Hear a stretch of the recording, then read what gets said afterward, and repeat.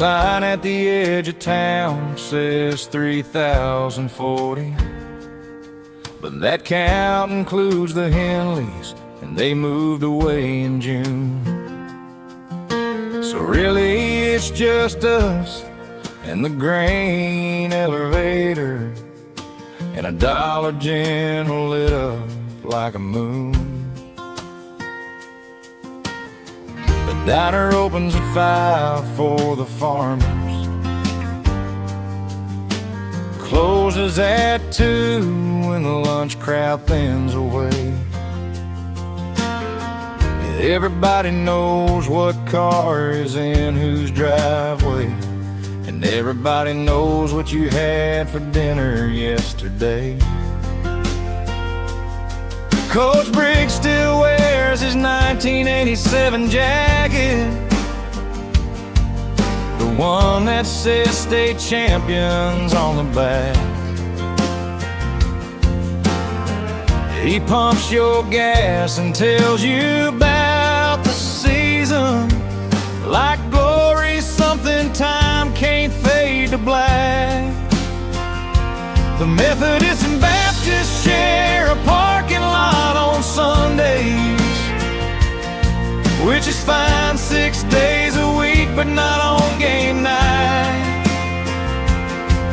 Small towns run on memory and casserole dishes, and the polite agreement not to start a fight. Population us, we know every name. We know which families pray and which ones carry shame. We're small enough to hurt each other deep, but big enough to show up when you can't sleep. When Mabel Tyson lost her boy to the river, the whole town brought her bread for 30 days. Nobody talked about the water or the reason.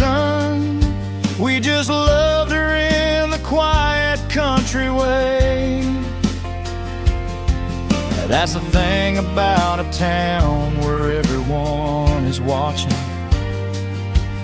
When the watching turns to holding, it becomes a grace. And the same folks who know all of your business are the ones who never let you fall from grace.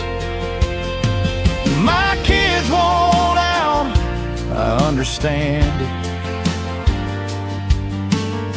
I wanted out at 17 myself. Drove north as fast as that old Chevy'd take me, then drove back south when city life got shelved. There's something here that don't translate to suburbs, some kind of root that goes beneath the skin. And no matter how far out you drive your exit, small towns have a way of pulling back again. There's a kid named Tyler who came back from the city and got a degree and a LinkedIn and a bruised kind of pride. He works at the co-op now and coaches Little League on Saturdays, and seems like he found something he couldn't find outside. I asked him once what brought him back. He shrugged and said, out there I was nobody in particular, you know. Here at least when I screw up, someone calls me by my name, and I nodded like a man who already knew it so. We buried old Pete Harmon on a Thursday in November, Half the county showed up in the cold without being asked. We stood around the grave and said the words we always say, and shared the kind of silence that is equal to the past. That's what a small town is when it's working how it should. A place where your presence is assumed and your absence is a wound. Where the grain elevator knows your grandfather's name, and the church bell rings for you at noon. It ain't perfect here. We've got our share of meanness and gossip sharp enough to cut a soul in two. But we show up at funerals for near strangers, and that's got to count for something, don't it too? Population us, we know every name. We know which families pray and which ones carry shame.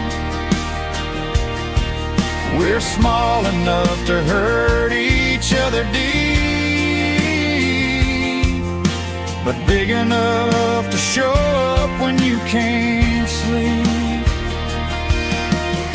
The sign needs painting and the school needs funding, and half the storefronts got their windows papered up. But at 4 in the afternoon, when the light hits just right, this little town still fills my heart right up.